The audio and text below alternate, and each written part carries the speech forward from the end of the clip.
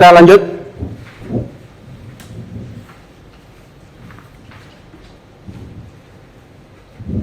Bapak Ibu bisa lihat apa yang ada di hadapan Bapak Ibu. Ini promo tentang apa ya? Ya, nggak tahu bahasanya ya. Sehingga kalau disuguhin ini sama pegawai Bapak Ibu, kira-kira bisa ngerti nggak? Ini apaan sih?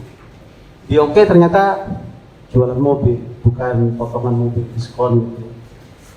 Kita nggak ngerti bahasanya, kita nggak ngerti huruf-hurufnya, gitu. Sehingga kita nggak tahu ini sedang ngobrolin apa gitu. Mau dimasukin ke Google Translate juga agak susah karena image gitu kan. Gimana capture-nya? Masa harus saya tulis ulang satu persatu? Yang pasti di sini ada BMW. Tapi ini apakah mobil BMW? Ternyata bukan. Gitu. Tapi kok ada BMW? Ya kan akhirnya sebab praduga, sebab prasangka. Kita nggak ngerti huruf-hurufnya, kita nggak ngerti bahasanya. Bagaimana kita bisa mengerti pesan yang disampaikan oleh informasi tersebut? Ini ya. Ada yang bisa ngebaca? Bisa ya? Ya. Ini yang tadi kita sampaikan tadi. Jadi orang-orang yang seperti orang gila, orang yang kerasukan setan karena orang gila, itu yang ngomongnya itu sesungguhnya jual beli itu seperti riba gitu. Jual beli seperti riba. Padahal Allah menghalalkan jual beli tapi mengharamkan riba. Berarti kan Allah itu langsung menjawab.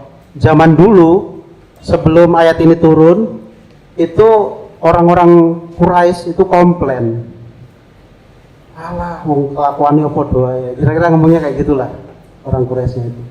Ngomong terhadap para sahabat Rasul yang menerapkan akad jual beli secara tertunda dan secara dipotong-potong. Jadi ada yang taksid itu dipotong-potong, ada yang takjil itu tempo. Jual beli secara tempo. Ya kok jual beli secara tempo, jual beli secara dipotong-potong, dicicil, kok bisa lebih mahal daripada jual beli secara langsung tunai? Kira podo ae ya, orang Quraisy ngomong kayak gitu. Lalu Allah mengatakan, Allah menghalalkan jual beli dan mengharamkan riba. Jadi ayat ini turun setelah kondisi masyarakat Quraisy pada saat itu mengatakan bahwa nek ngono rak padha ae riba karo jual beli rak padha ae. Innamal bai'u mithlu riba. Iki sakjane dodolan wis padha ae karo yang kita lakukan. Kenapa kita dilarang dia kok boleh gitu. Maka adil kayak gitu ya. Nah, kalau kita nggak ngerti, iki opo sing maksudnya gitu kan nggak bisa dibaca. Iso moco ya bisa baca, tapi nggak ngerti maksudnya. Bagaimana kita bisa ngerti pesan yang disampaikan? Terus gimana dong business language itu? Kalau kata WB ya, bukan Warner Bros, Warren Buffett, accounting is the language of business. If you don't understand accounting, don't invest yourself. Jadi kita tuh punya duit, nggak bisa memahami akuntansi, ya. Udah deh, duit itu disedekain aja, kira-kira kayak gitu. Daripada kita invest di bisnis kita bermasalah, invest di bisnis orang bermasalah, ya udahlah, sedekain aja, dapat pahala, selesai urusan di dunia, dapat tabungan di akhirat. Jangan coba-coba invest kalau kita nggak ngerti akuntansi. Itu maksudnya nanti kita bahas ya di mindset invest orang Barat yang saya coba tarik ke mindset invest sesuai syariahnya bagaimana. Jika kamu nggak bisa melihat papan angka, maka kamu nggak akan mengetahui angkanya, hasilnya, skornya. Jika kamu nggak mengerti skornya, maka kamu nggak akan ngerti siapa yang menang dan siapa yang kalah. Ini kata Warren Buffett. Kalau kata Kate Cunningham, salah satu tokoh coach yang cukup ini ya, bisnis coach yang cukup terkenal, Dia juga pakar di bidang finansial yang menyebabkan finansial literasi bisa ada di Indonesia itu ya beliau. What you can see can kill you. Apa yang nggak bisa kamu lihat dapat membunuhmu. Ya wajar. Kalau kita kena panu kan happy aja. Pak Zulkifli panungan happy aja misalnya. Tapi kalau misalnya Pak Jarod kena COVID gitu kan, nggak kelihatan. Kita ragu-ragu jadinya. Hari ini kita harus pakai masker, harus pakai face shield, walaupun mata saja diburam. Karena ada uap panas yang keluar dari mulut saya, tiba-tiba membuat pandangan saya jadi luar. Tapi enggak masalah, permintaan panitia. Kita hadapi ini. Karena apa? Kita nggak tahu yang sedang terjadi ini nggak bisa kelihatan oleh mata kita. Dan ternyata mertua adik saya meninggal, terus kemudian mertua dua-duanya. Yang pertama mertua ibu, yang kedua mertua bapak. Selisih cuma 14 hari. Tetangga depan saya meninggal, suami istri, sekitar depan agak ke samping sedikit. Gara-gara anaknya positif, orang tuanya jenguk, orang tuanya udah komorbid, meninggal. 2 hari kemudian suaminya meninggal. Terus ada lagi teman yang sudah berjuang menyembuhkan dari diabetes, sudah lumayan, dari 200-an lebih, hampir 300, sudah bisa di angka di bawah 200. Sudah mulai sehat orangnya, secara tubuh juga sudah mulai kelihatan segar gitu. Begitu kena kemarin, langsung selesai. Dan itu terjadi di depan mata saya. Artinya ini bukan bohongan gitu. Tapi kan bukan berarti kita juga langsung nggak kemana-mana, kita tetap beraktivitas. Kita akhirnya melakukan kegiatan offline karena berharap ada interaksi yang lebih maksimal. Sudah asar ya Pak ya? Baik, saya kembali lagi ke sini. Namun sebelum ini saya dikonfirmasi sama Pak Imam ya. Beliau ini pernah ikut di Finclass yang ke-8 tahun 2000 berapa? 2017 ya. Dan alhamdulillah sudah mulai bisa menerapkan di perusahaannya. Maka saya hanya ingin reminder atau mengingatkan kembali bahwa Finclass ini bukan merancang para pesertanya menjadi seorang eksekutor. Tapi seperti yang tadi disampaikan oleh Pak Imam dan seperti yang berkali-kali saya sampaikan, tujuan Finclass ini agar supaya Bapak Ibu ketika pulang ke perusahaan itu nyuruhnya ke para tim finance itu enak. Anda harus melakukan ini, Anda ini kan gitu. Yang tadinya kita sama orang finance itu udah pasrah bongkoan, terus pokoknya bikinlah laporan sesukamu. Toh kalau dibikin laporan kompleks juga saya nggak paham gitu kan. Jadi ya yang penting ada duit nggak? Pertanyaannya cuman ada duit, ada tagihan utang, cuman kayak gitu terus. Monoton, kasihan si tim finance-nya kan jadi jemu gitu. Merasa bosan akhirnya Bapak nggak asik. Saya keluar aja dari perusahaan. Jadi tujuannya adalah dalam rangka Bapak Ibu bisa memerintahkan ke tim finance-nya supaya melakukan apa yang Bapak Ibu inginkan. Apa yang Bapak Ibu ingin terapkan di perusahaan. Itu yang pertama. Yang kedua, tentu fungsi kontrol. Tim finance itu sudah saya sampaikan berkali-kali, manusia yang berpotensi mengalami degradasi moral. Kenapa?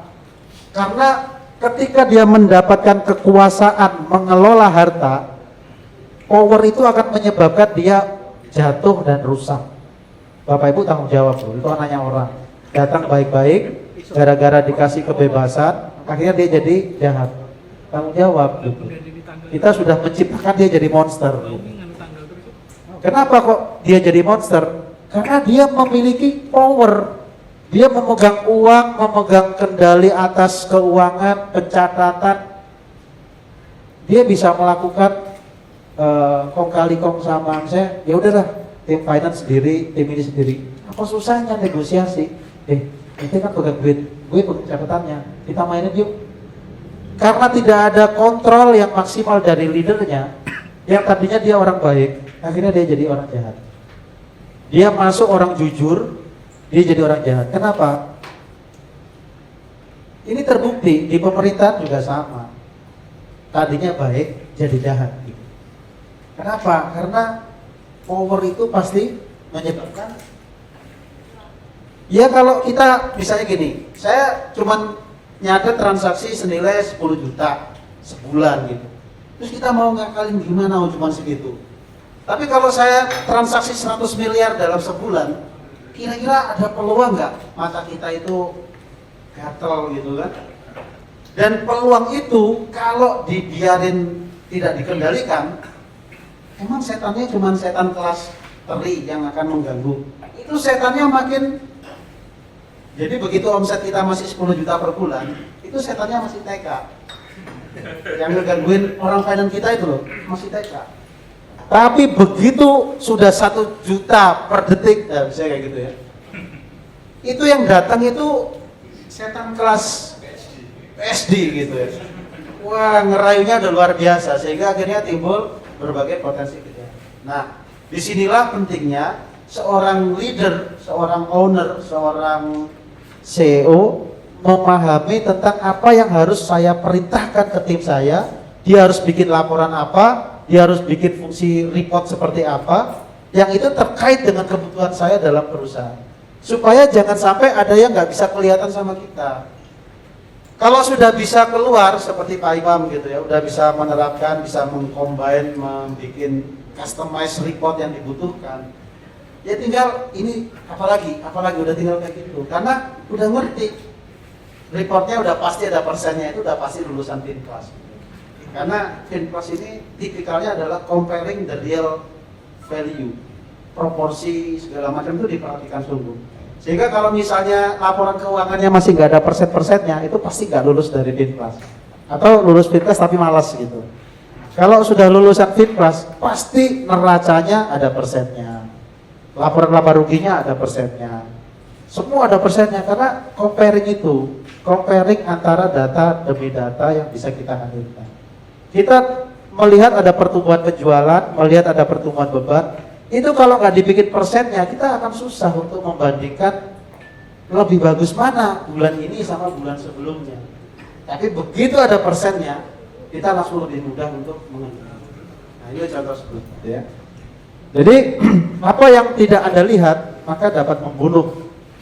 Ini penting untuk dijadikan sebagai mindset terpenting. Berarti mindsetnya adalah begini, saya harus tahu apapun yang terjadi di perusahaan, khususnya sesuatu yang sifatnya makro.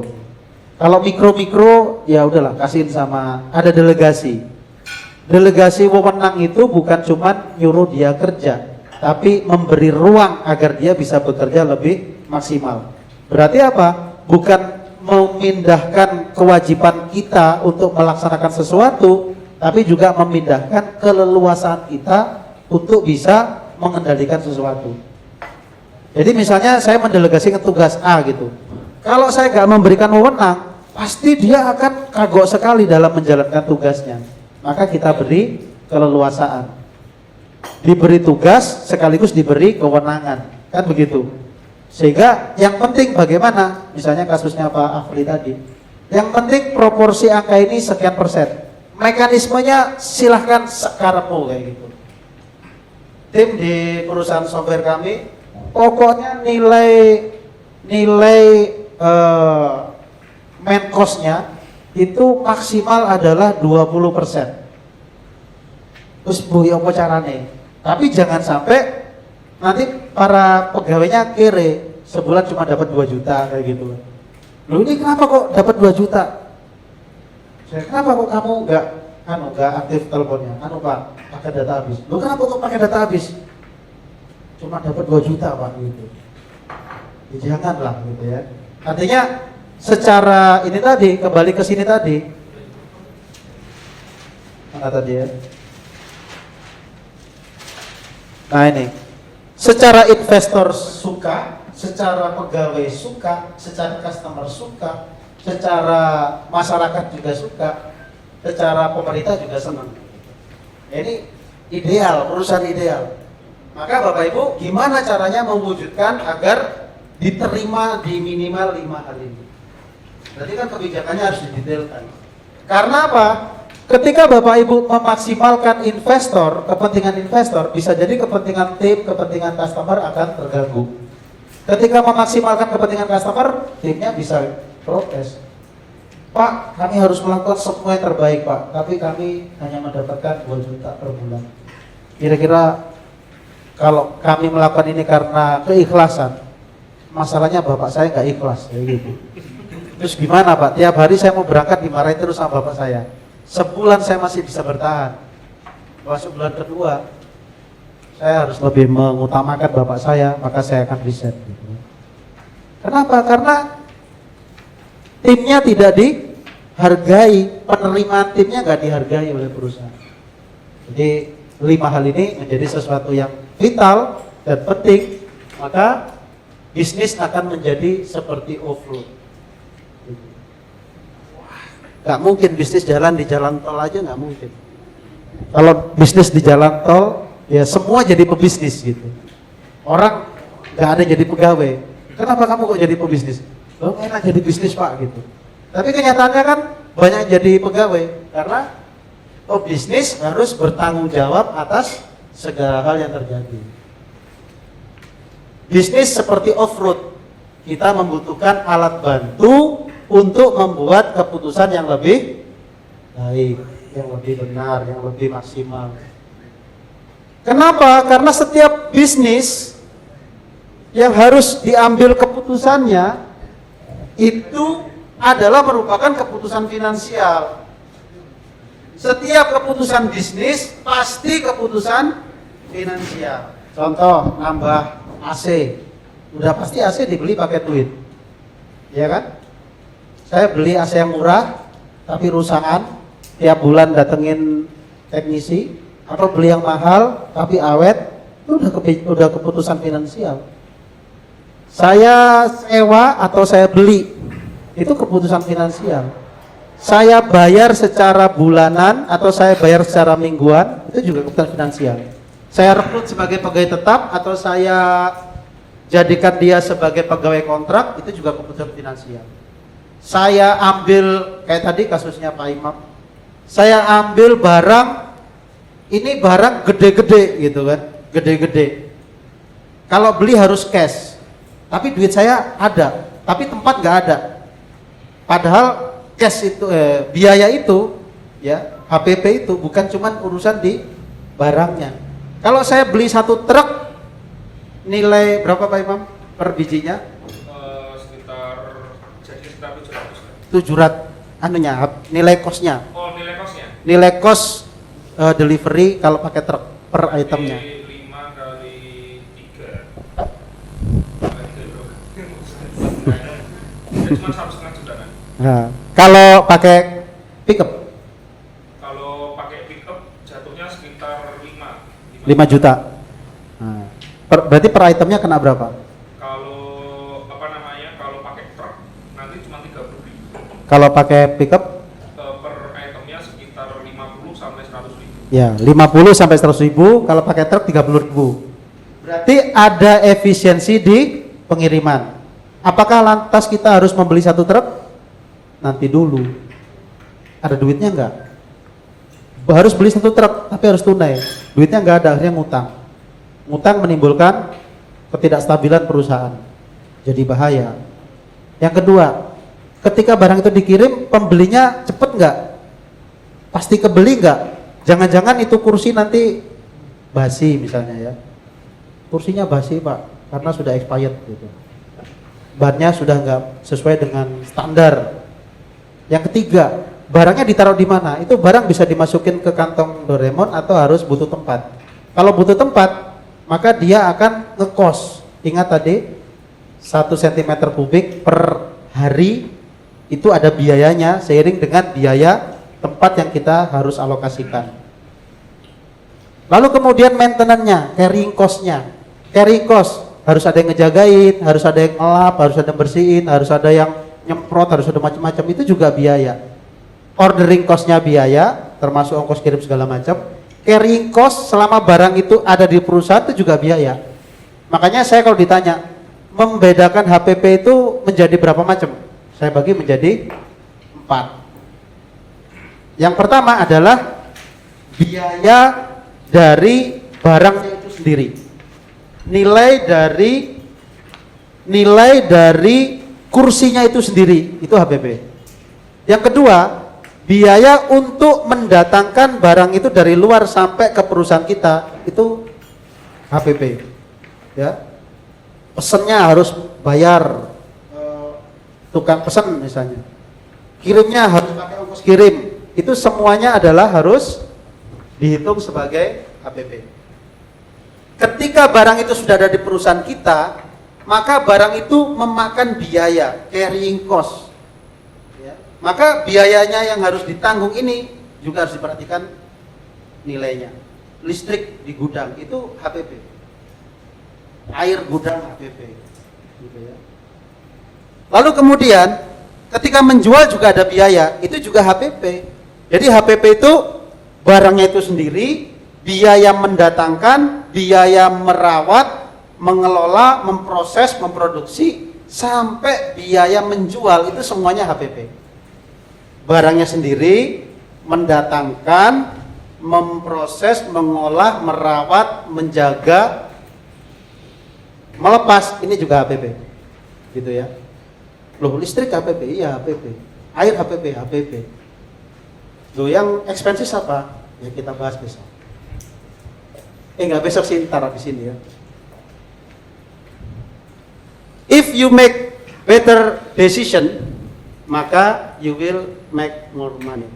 Oh, kalau segitu hitung-hitungannya memang lebih irit di pengiriman. Tapi tempatnya jadi boros. Tempat ini mana lakunya per bulan cuma laku 10 lagi. Berarti kalau saya order 1 truk, bisa-bisa baru habis terjual selama 8 bulan. Saya kayak gitu. Ini akan lebih menarik kalau saya isi dengan barang X yang jumlahnya lebih kecil, ukurannya lebih kecil, penjualnya lebih cepat sehingga tidak terlalu memakan tempat. Kecuali kalau gudang saya selebar lapangan yang setiap hari kosong terus, maka nggak ada masalah kita beli barang ukuran besar yang akhirnya tidak terjual-jual.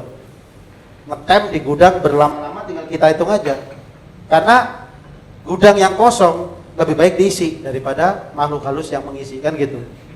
Nah, tapi kalau gudang kita udah penuh, kita harus memaksa demi 30.000, kita mengorbankan duit, mengorbankan tempat, mengorbankan biaya perawatan.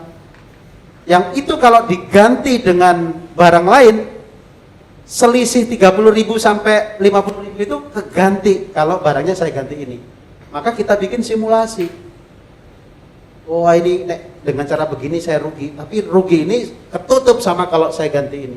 Itu semua ngomongin tentang lebih banyak duit yang kita terima. Kecuali kalau Bapak Ibu duitnya berlebih gitu ya, tempatnya berlebih, kalau kosong pun, kalau nggak terjual setahun pun nggak ada masalah, ya itu lain lagi. Tapi kita bicara dengan resource yang terbatas, mana yang bisa kita maksimalkan untuk supaya bisa mendapatkan hasil secara paling maksimal. Maka kita bicara tentang bagaimana cara membuat ukuran dari aktivitas bisnis kita. Ayo bikin ukuran, nanti pulang di rumah mulai apa ya yang bisa saya ukur gitu. Apa yang bisa saya ukur, apa yang bisa saya ukur, apa yang bisa saya ukur. Lalu kemudian memproses data menjadi laporan. Mana datanya? Mana datanya? Mana datanya? Habis dari data diterima, bukan dikumpulin terus disimpan, diterima diolah. Data bisa dikirim dari Excel, dikirim dari software, dikirim dari Google Drive, Google Sheet. Google Sheet bisa ditarik sama Excel, Excel bisa dikombin sama Google Sheet, campur jadi satu. Ujung-ujungnya jadi Power BI, terus gampang lah. Kalau itu masalah teknologi informasi gampang. Yang penting data itu diproses sedemikian rupa, akhirnya menjadi sesuatu yang maksimal, dan yang maksimal itu bisa kita hadirkan sebagai sebuah informasi siap saji yang kalau dimakan kita bisa lebih efektif di dalam mengambil keputusan. Dan yang terpenting lagi adalah yang nomor 3. Udah bikin ukuran, bikin data, lalu dikomparasi dengan ukuran-ukuran tadi. Yang terpenting adalah bagaimana caranya kita bisa mengkomunikasikan hasil data yang sudah diolah sedemikian rupa itu menjadi sesuatu bahasan obrolan dalam briefing, rapat, brainstorming dan lain sebagainya. Jadi rapat-rapat kita itu bukan ngomongin sesuatu yang ngabiar gak karu-karuan, tapi kita ngomongin data. Tim ketika mempresentasikan udah bukan ngomongin sesuatu yang abstrak, tapi langsung presentasinya itu selalu tabel, selalu grafik, selalu angka. Jadi meeting cuma 5 menit, tapi yang ditampilkan sudah berbentuk surat-surat kayak gitu. Contoh sederhana yang saya share ke grup WhatsApp ya. Udah, siapa yang paling bagus 5 terbaik, langsung jadi data. Apalagi kalau di Google Form udah ketahuan kan soal yang paling banyak salahnya siapa, soal yang mana. Nanti kita bahas pelan-pelan. Yang paling jelek nilainya ada sudah, gitu ya. Dapat nilai 22 gitu kan. Kan ada kan ya Bapak Ibu ya? Disebutin nggak? Nah, jadi mengkomunikasikan hasil ya untuk mengambil keputusan. Ini loh ya Pak, yang paling penting itu Pak. Supaya kita kalau ngambil keputusan itu bukan asal insting, asal asumsi, hanya berdasarkan pertimbangan-pertimbangan yang tidak dilandasi sama data. Karena ini menjadi satu kesatuan mekanisme. Inilah pentingnya dan fungsinya, posisinya dari sistem informasi akuntansi itu sendiri. Jadi dia tidak berdiri sendiri, orang akuntansi kantornya di pojokan, ada tembok gitu ya. Nggak bisa diakses informasinya sama sekali, terus dia buat apa hadir di situ? Kalau bisa, transaksi yang terjadi itu orang marketing tiap hari dapat report progress, orang produksi dapat progress report, orang operation dapat progress report. Dari mana? Dari sistem akuntansinya itu sendiri. Performnya bagaimana, bahan baku yang sudah digunakan seperti apa, lalu efisiensi yang dihadirkan seperti apa, itu di report. Dan kalau perlu softwarenya itu sudah bisa dilihat pakai mobile app misalnya. Oh, progres saya ternyata sekian, ini ya sekian. Dan ini salah satunya bersumber dari akuntansi. Kenapa? Karena setiap divisi pasti akan melibatkan penggunaan aset, pasti akan melibatkan biaya, pasti akan berpotensi menghadirkan hutang. Dan ini semua yang mencatat siapa? Orang finance. Sehingga kalau misalnya informasi di finance itu hanya berhenti di mejanya direktur, alangkah ruginya gitu. Harusnya informasi itu masuk ke marketing, masuk ke finance, masuk ke produksi, masuk ke human resource nih Pak. Bulan kemarin Pak, biaya pegawai sekian, sementara omset sekian, ini sekian, bulan ini sekian, tren dalam 1 tahun sekian. Nih lihat Pak, nah, kayak gitu. Sehingga orang HRD juga mikir-mikir, aku mau merekrut orang baru enggak? Dikit-dikit kami butuh tambah orang Pak, dikit-dikit kami butuh tambah orang. Iya tambah orang nek bayar dhewe ra apa-apa. Ini dibayar gak duit perusahaan iki Pak, ojo asal njaluk wong lah gitu kan. Gitu ya. Jadi proses inilah yang nantinya akhirnya menjadi sesuatu behavior yang terjadi.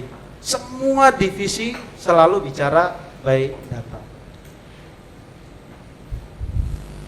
Ini adalah fungsi finansial yang ada di perusahaan kita, ya. Yang sisi kiri ini sisi fungsional operationnya, manajemennya. Yang sisi kanan adalah fungsi finansialnya atau accountingnya. Perhatikan di situ ada 5 fungsi terpenting. Yang pertama adalah fungsi budgeting. Ya. Budgeting ini adalah fungsi alur, bikin alur ya. Angkanya sekian, harus sekian, pokoknya bikin alur lah. Dari situ kemudian ada fungsi kontrol, atur, diatur. Ya, diatur bagaimana caranya supaya ininya menjadi maksimal. Per hari ada tren, ya, komparasi antara waktu yang berjalan dengan hasil yang didapat. Itu ada tabelnya. Pencapaian omset, 1 bulan kita pengen dapat 1 triliun misalnya. Terus kemudian setiap hari kita nggak ngapa-ngapain, nggak ada reportingnya. Terus tanggal 29 ditanya, kok baru dapat segini? Ya telat Pak. Harusnya kan dari hari pertama sudah dikontrol. 1 hari, berarti 1/30. Berapa persen itu? Nanti 10 hari, udah 30% progres waktu. Berapa progres penjualan? Nah, jadi antara waktu sama capaian itu dibandingkan, gitu kan. Kalau pakai software kan gampang, pakai Excel aja gampang. Begitu dibandingkan begini, kita bisa evaluasi. Hari kelima aja sudah bisa hati deg-degan. Di sini sudah 15%, progres kok baru sampai 10%. Hari kelima itu sudah sadar, oh iya gitu ya. Saya tuh ada kerjaan, perusahaannya itu sudah lumayan lengkap lah mekanismenya. Tapi dia cuma nggak punya satu yang bisa membuat ownernya itu on the track dengan progres. Jadi mereka membayar kami itu cuma buat nagih. Pak, ini yang mana? Oh iya. Jadi kerjaan kita itu kalau kita nggak nagih kita nggak dibayar gitu ya. Pak, yang ini belum dijalankan, ini belum dijalankan. Jadi fungsi kita itu nggak ngapa-ngapain. Hampir nggak ada diskusi, hampir nggak ada ngapa-ngapain. Fungsi kita itu cuma Pak, ini belum, Pak ini belum, Pak ini belum. Karena dia di perusahaannya sudah mencoba menghadirkan itu ternyata nggak mampu. Jadi kami itu ada yang dibayar cuma kerjanya nagih, tetap enaknya gitu. Tapi ya dengan report juga, jadi bukan nagih. Lalu berikutnya lagi, aktivitas ini kan kemudian menjadi aksi, ya. Ada kegiatan, ada transaksi, ada macam-macam, dan kemudian ini harus dibukukan, disadur, gitu. Istilahnya disadur. Setelah dibukukan menjadi report, dari sini muncul diukur. Dari sini kemudian dievaluasi, cocok nggak hasilnya? Oh cocok, alhamdulillah sudah akur. Gitu. Nah, dari sisi manajemennya sendiri, dari rencana, dieksekusi, jadi aksi, dikontrol sama budgeting, prosesnya hari ke hari, waktu ke waktu. Lalu kemudian aksi ini kemudian dievaluasi. Gimana, udah bagus apa enggak? Evaluasi ini enggak cuman menguji, memastikan aksi ini sudah sempurna apa tidak, sudah maksimal apa tidak, dibandingkan dengan capaian angkanya. Ini dibandingkan sama ini ketemu dievaluasi. Sudah maksimal belum eksekusinya? Sudah sesuai belum yang dilakukan? Sudah tercapai belum yang diinginkan? Nah, dari sini kemudian ketemu keputusan. Oke, kalau kayak gini, ini sudah tanggal 10, ternyata masih baru 10% progres, sementara sudah 30% progres waktu yang sudah berjalan, maka mulai besok semua tim tidak ada lembur, tapi harus kerja 24 jam. Saya kayak gitu. Aduh, gimana Pak? Ya, iya caranya ya gitu. Ternyata tim kita itu bisa kayak gitu loh Pak. Di tim kami itu ada yang kalau nggak digituin nggak kerja, ada yang kayak gitu, sehingga setiap hari digituin terus, hasilnya ciami. Saya sampai bingung, ini Anda ini kerja kok kayak senang dipaksa gitu. Kalau terpaksa maka dia bilang gini, saya kalau nggak dipaksa itu pengen nge-game terus Pak gitu. Begitu dipaksa saya jadi lupa nge-game, jadi kerja. Jadi kalau misalnya nggak dipaksa, dia itu di kantor nge-game. Begitu dipaksa jadi kerja. Ada yang kayak gitu. Maka disinilah kemudian proses ini dilakukan. Kalau ternyata harus melakukan perubahan besar-besaran, bisa merubah rencana. Kalau hanya kecil-kecilan ya berarti memperbaiki action. Oh ini kurang ini, oh ini tambahin ini, oh ini sedikit dipercepat ya. Nah, gitu. Tapi kalau wah ini nggak bisa, harus merubah orang baru, harus menambah divisi baru, harus menambah mesin baru, harus mengurangi kendaraan baru, harus merubah rencana proyeksi pendapatan dan lain sebagainya, maka dia akan berdampak dengan budget. Budgetnya juga ikut berubah, ikut menyesuaikan. Karena di sini tadi di strategi eksekusi kita bicara tentang kebutuhan resource, berarti butuh metode ya. Metode ini bisa dihasilkan ada briefing, ada makan minum, rapat dan lain sebagainya. Pak, kita harus lebih banyak rapat Pak. Oke, setiap rapat berdampak pada apa? Berdampak pada adanya kopi baru gitu ya, teh baru, snack baru. Ini kan semua nggak dibeli dengan cara abrakadabra. Pasti ada yang jual gitu. Ya jual masa dibayar pakai doa? Pasti pakai duit. Nah, duitnya berarti kan berdampak pada budgetingnya. Yang tadi, wah ini rapat kita kurang efektif nih, harus tiap hari kita rapat gitu. Alokasi kos untuk bahan bakunya, untuk konsumsinya jadi naik. Naik, hitung-hitungannya akan dikontrol dengan budgeting ini. Inilah yang berlaku secara terus-menerus di bisnis kita, yang kemudian kita hadirkan menjadi sesuatu. Makanya kita kembali ke sini bahwa semua itu yang sudah kita lakukan itu bukan sedang bicara nomor 1 dan nomor 2 aja. Kalau hanya sekedar bicara nomor 1 dan nomor 2, maka lebih baik nggak usah finkelas-finklasan. Finklas Kak PTN kayak gitu. Fungsi terpenting dari Bapak Ibu ikut finklas itu adalah yang nomor 3. Tapi nomor 3 ini nggak akan bisa terwujud secara maksimal kalau nomor 1, nomor 2-nya nggak dilalui, nggak dijalani, nggak dimiliki. Kebiasaan untuk mendefinisikan ukuran harus punya. Oh, diukuri kabeh, semua diukuri. Karena katanya kalau nggak bisa diukur, nggak bisa diatur. Jadi diukuri. Sampai ke persediaan bahan baku itu bahkan cara ngukurnya aja diatur. Ada yang cara ngukurnya harus dihitung satu-satu, ada yang cukup ditimbang. Kain misalnya, bagaimana Bapak Ibu mau ngukur kain dengan ditarik dulu kemudian dihitung berapa meter? Kelamaan. Caranya gimana? Timbang, dibikin rata-rata. Plastik pembungkus apa segala macam. Karena kita bicara tentang ini tadi, Pak. Kita bicara tentang ini tadi. Mana ya? Nah, kita bicara tentang ini. Seberapa detail kita harus hadirkan yang menyebabkan munculnya cost yang bisa kita toleransi. Kalau ternyata detail itu tidak terlalu signifikan, kita menghadirkan cost untuk menghadirkan detail itu, effortnya nilainya lebih mahal daripada kerugian yang timbul karena tidak detail, ya lebih baik nggak usah detail. Daripada detail tapi boros, kan lebih baik nggak detail tapi irit, kan gitu kan. Nah ini juga keputusan. Wah Pak, ini harus dihitung satu-satu Pak. Yang hitung satu-satu itu satu pegawai bisa menghitung berapa lama. Lah daripada waktu dihabiskan untuk itu kan lebih baik untuk yang lain. Kira-kira seperti itu. Nah, tapi kalau ini enggak, ini nanti kita nggak tahu jumlah detailnya. Berapa rupiah selisihnya? Kalau selisihnya besar banget, lakukan. Kalau selisihnya hanya 1-2 bungkus yang hilang gitu kan, nilai satu bungkusnya mungkin cuman 100 rupiah, ya mending selisih itu daripada harus meng-hire orang waktunya habis untuk ngitungin satu-satu seperti itu. Nah ini masalah pertimbangan keputusan kita mau mengambil seperti apa. Seperti itu ya.